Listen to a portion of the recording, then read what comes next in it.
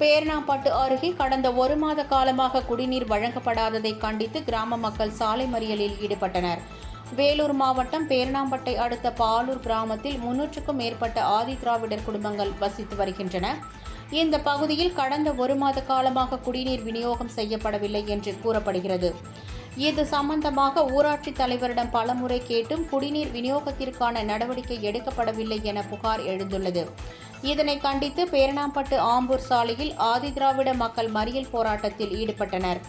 இதனால் வேலைக்கு செல்லும் பொதுமக்கள் மற்றும் பள்ளிக்கு செல்லும் மாணவர்கள் உரிய நேரத்திற்கு செல்ல முடியாமல் அவதிப்பட்டனர்.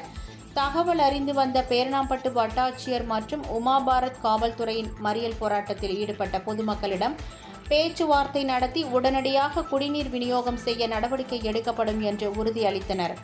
இதனை ஏற்று மறியல் போராட்டத்தை கைவிட்டு அனைவரும் கலைந்து சென்றனர். இதனால் அப்பகுதியில் பரபரப்பு ஏற்பட்டது.